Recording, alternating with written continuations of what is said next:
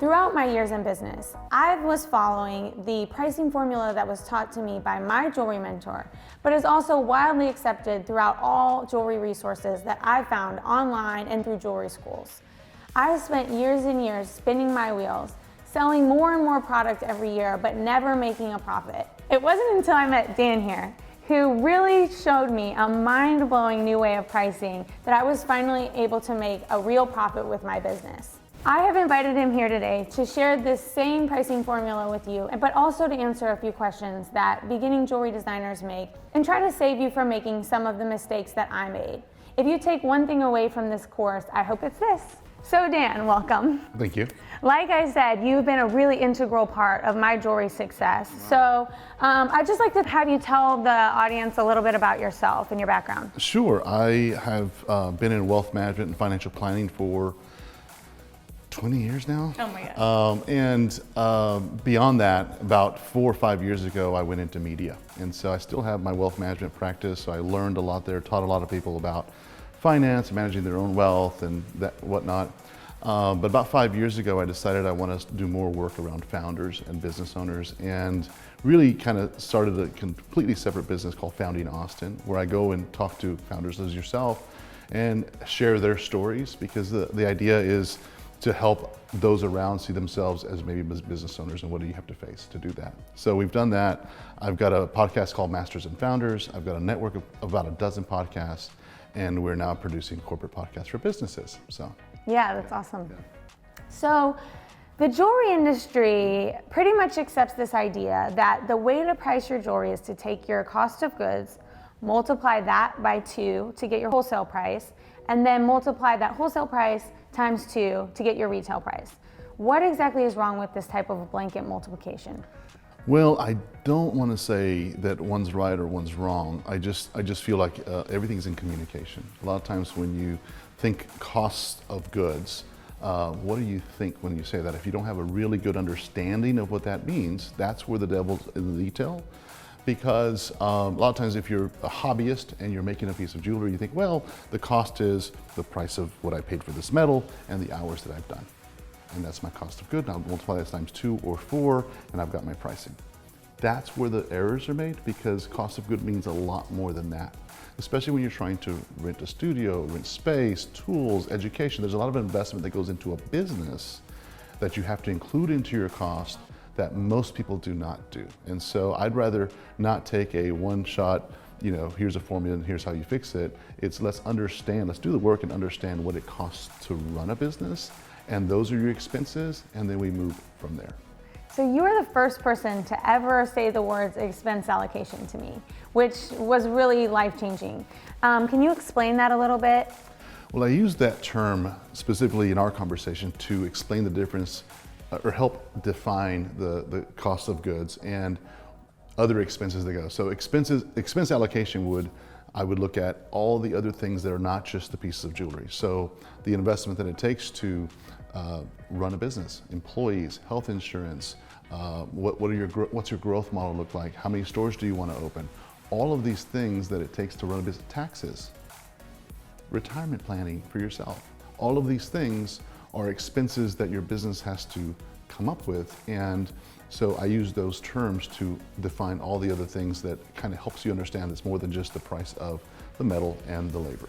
So how do you incorporate these expenses into your pricing? Well, I think it's really important to create a list. I like to do a spreadsheet like we did with you. Create a spreadsheet and label all the things and what things have gone into your business, what things go into your business, what do you want to accomplish as well. And find out what that total expense is for the year, and then you're able to kind of you have that one number for your formula, and you can back into your other numbers. For example, let's say that you've figured out what it's going to cost for growth, what it's going to cost for taxes, what it's going to cost for rent, all of the things that are in these expenses. Let's say that number is $50,000 for the year. Let's say you're selling 100 pieces of jewelry a month. That's 1,200 pieces a year. Now you say, okay, well, I've got to make up about $50,000 on top of my cost of labor and jewelry expenses on top of that. So I divide that by 1,200. It's like $41. So that $41 goes into every jewelry piece. Of course, that's going to be on average. You're going to have small pieces that are going to be make less money on. You'll have larger pieces that you make more money on, but the average, you want to include that $41 to pay for all the other things that it takes to run your business.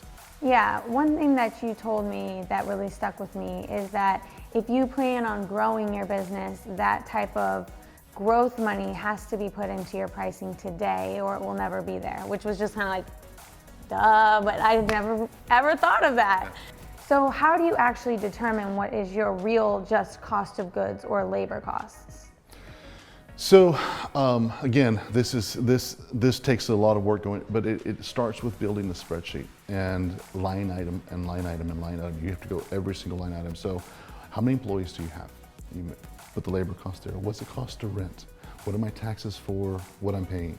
What is the insurance cost? What are all of these line items that it takes to run a business? Don't think of your jewelry business. It is a jewelry business because there's two types of way to look at this. It's a jewelry hobby or it's a jewelry business. And the key difference is a jewelry hobby is I'm doing this at night and playing around with it and mastering this craft, and I go sell it on Saturdays at the farmer's market. But my day job pays for all my living expenses and my growth and everything else. That's a jewelry hobby. If you're trying to run a jewelry business, all of that, including your own expenses, have to come out of the product. And so you have to think about what are all the things that it takes to run a business, and that's again employee cost, what their labor hour is, how many you will have, what your projected growth is. You will have, what's the retirement, what are the benefits? Is it health insurance? What are you trying to provide? What does it cost to rent the location where you want to go? Are you going to grow? Like you said, is your plan to expand the next year? And what is that going to look like? Remember, it takes investment to build a business. And so you have to be ready to build that business and make that investment, but then you have to recoup that investment through what you sell so that you can reinvest into your growth. So when we talk about what the markup is going to be, you talked about profit that it funds your own living expenses, also some money for growth. How do you determine what your markup should be if you're starting a new business and you really don't know how much you need to grow? So that's really important. If you think about anything that you want to become a professional at, you think about sports. We were talking about sports a little bit ago. You can't just go on the field and play. You've got to prep and prep and prep and prep. So the same thing with running a business is you've got to think and plan. Like what does it cost? What are the costs? What are my expenses? And then what is my growth and when do I want that by? The other thing you have to factor in is in your research, you got to figure out what your competition is doing, because you have to put all this together and say, can I develop a price? Can I develop a product at that price level and still remain competitive in the market? And if not, then what do I need to tweak to make this happen? So the one thing I would advise these younger startups is don't start too fast. Do a lot of the planning ahead of time and really put some thought into a business plan, a financial business plan, so that you know know where you're going. What are you trying to win? And how are you going to get there? And know that your product has to get you there. And so I hope that answers that question. And it boils down to, if you're not doing it on a spreadsheet, you're not doing it, get on a spreadsheet and get it done. If you're not good at spreadsheets, find you a good planner, find you a good person that mentors you not only on the outside of the business, but the details. Because the devil is in the details. Businesses go broke all the time because they don't pay attention to the details. Yeah, and I think too, when you talk about needing a little bit more planning to fund your business at the beginning, that's kind of in correlation with your growth percentage that you're going to put into your pricing. So making sure that that is beefy enough to support you through those first years. We talked about taking your business as a whole, and I love what you do in your business because it's not just jewelry. You have art, you have clothing, you have different things that you offer. You've already identified the type of profile, the customer profile, the avatar that's coming in, and you say, what else will they be buying? Because I've got to support this business, and I'm going to support it a little bit here, a little bit there, a little bit there. But in the end, my annual costs are these, my annual goals is this, and I've got to come up with this number with everything that I sell. So I've got to break down what I'm going to sell every single month, and it'll be different. But if I can average a sale and profit every single month, I can get to these goals. But see, without knowing this number, what you said earlier about you've been in business for years and you were struggling, you're selling more but you weren't making profit, is because you never had the number of growth. what you're trying to achieve. So I've included an equations worksheet that is going to cover all of these numbers and percentages that we're about to go over using my business as an example. But Dan, can you kind of run through how you would figure out a price for a product using my own jewelry company? So when we looked at your pricing, and I don't have the sheet in front of me, but I just kind of, it's a process. I have it memorized. Do you? One of the biggest struggles it was that you had a component number of pieces sold, but we had to determine what your profit was going to be on each piece. And as I said, some people are going to come in and buy earrings. Some people are going to buy something much, much fancier. It could be a $50 purchase, or it could be a $300 purchase, and there's different profit levels at each one. But you have to understand not only how many pieces, but how many on average of each piece, because once you start getting that granular in your spreadsheet, okay, I'm gonna sell 100 earrings. Well, I know on 100 earrings, I'm only going to make, $500 profit. That's going to my big number, right? It's not enough to say, I'm gonna sell 500 pieces a month. You've got to get into how many pieces of earrings, how many necklaces, how much clothing, how much art, and all that together comes up with meeting your expenses. Now, we've only been talking about meeting the expenses, and you've asked me questions about profit and markup and everything else.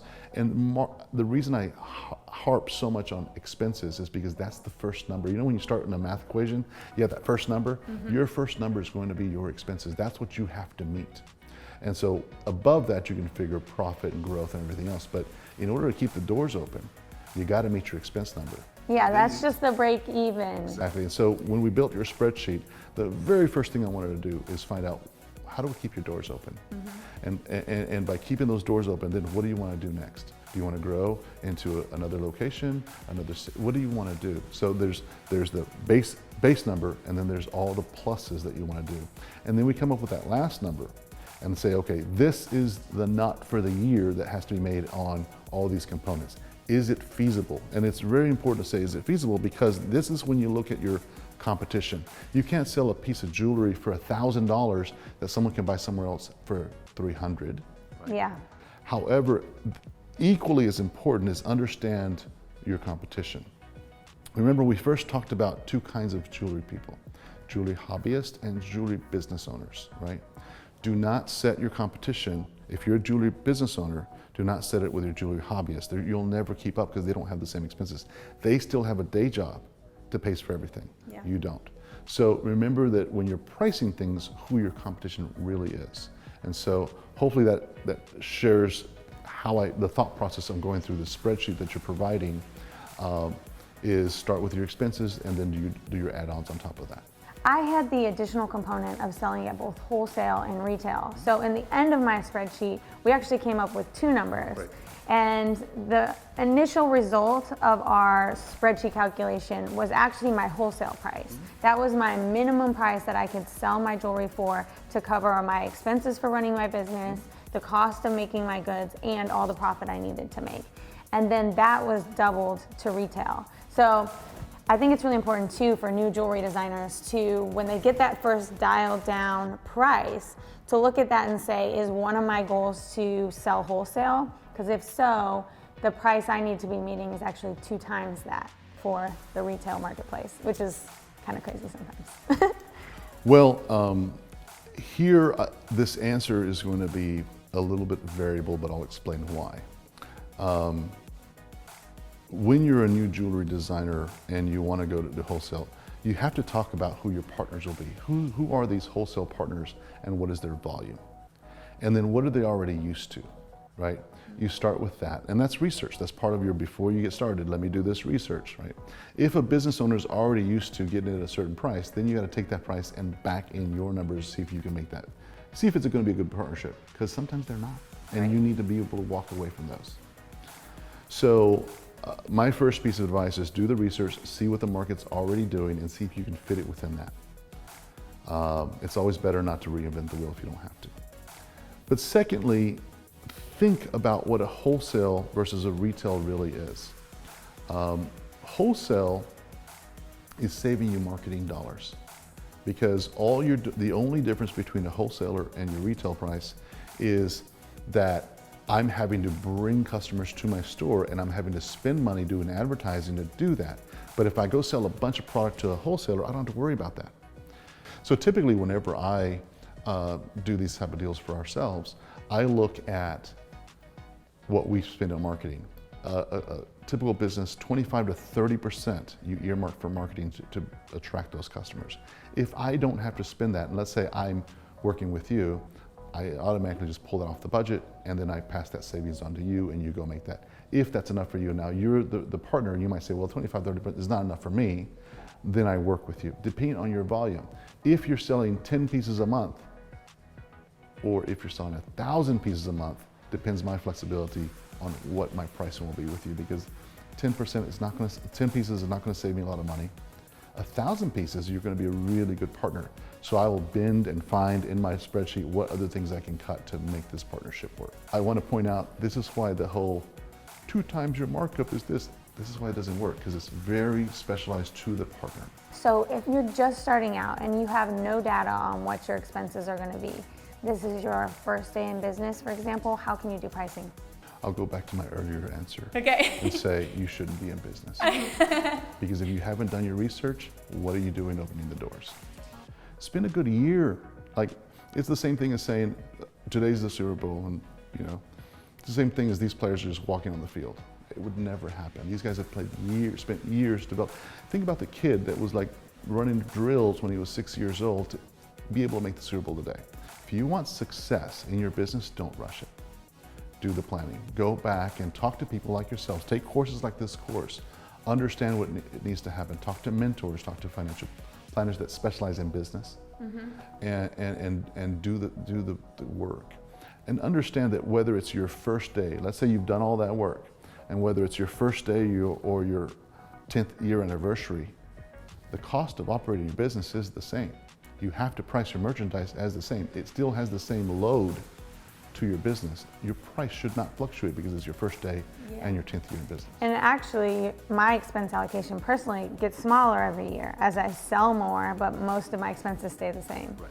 So you touched on this a little bit earlier. But let's say you start inserting your numbers on your spreadsheet and your expenses are so huge and the number of jewelry items you're selling is so small that the expense allocation that you've determined per item just makes your sales price astronomical and it doesn't fall within what you feel is an acceptable retail price. What do you do?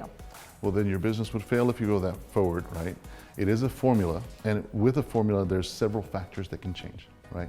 So one of the factors that we said, okay, your investment in a business, let's call that $50,000 that you invest in the business and you're trying to recoup that, and your next growth goal might be a year from now. You might have to stretch that goal. It might have to be an 18-month goal, right? So now you have more months to cover these costs, and that brings the cost per jewelry down. So there's different levers, if you will. So you could take, say, your personal profit down and instead use that to get your expense down? You could do that. If your goal was, I want to make this much, or I want to recoup my investment for growth, and let's just use that as an example. It's the easiest example. I might, and I wanted to do that in a year. Let's say you wanted to open a second store in 1 year, and they're like, that is my goal. Goals can be changed, right? Once you go do the math, you're like, oh, I don't think I can do this in a year, but it is possible in 18 months or 2 years. Well, now you change that from 12 months to 18 months or 24 months, and you see all your prices come down because you're not putting as much load on the products. If that makes sense. Yeah, and I think this is what's great about keeping track of this year after year, because you can look at what your growth actually was, and then the next year make a feasible goal. Right. So what do you do if you discover that your prices need to go up? Say you've been selling a necklace at the farmer's market for $15, and now you want to have a real business, and you realize you need to sell it for $40. Then you go up. It's as easy as that. From a audience perspective, and I think audience, fans, and customers are the same thing. Communicate. It's very easy to put an email together and say, hey, small business, I'm making some great growth gains and this and that, and I'm now going to be moving my prices up just as things dictate. I'm really happy and I really love you as my fans and audience, so on and so forth. For the next 30 days, I'll remain the same, but these are going up then. Communicate that. people understand everything grows, inflation grows, every year your rent goes up, everything happens. And I feel like, too, in my experience, my supporters have been so excited about my growth that they are applauding the fact that I'm raising my prices. Exactly. So but you have to communicate that. The mistake that people make sometimes is 1 month they just do it and they think they don't have to communicate. Yeah. Everything's about communication, and just understand that people want to see people succeed.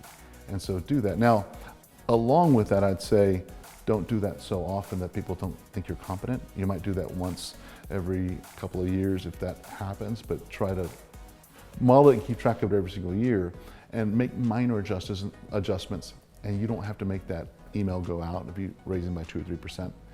But if you're doing a 20-30% jump, communicate that.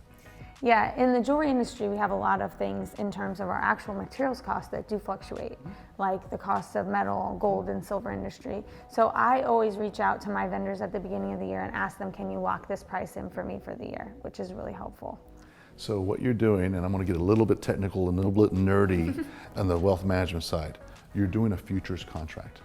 So this happens in commodities all the time. It happens in grain, it happens in fuel, it happens in oil, these large corporations will call and make a contract called a futures contract, say set your prices today so that don't go up for the year so I can sell stuff to my clients. You're doing the same thing. It's a futures contract. It makes me sound very official. You're so official. So let's talk about some mistakes that you see a lot, especially small business owners or makers. What do you see them messing up? I'll talk about the 2 biggest mistakes that I see, and I've already touched on it a little bit. First of all, it's amazing that you're excited and passionate about what you're doing. All power to you, and keep learning. And there's a lot of books out there that say, start now. Start now does not mean open your doors now. It means start doing something, researching, developing, talking to others. Take your time, planning. Plan and save. If you're a hobbyist, a jewelry hobbyist, save that money.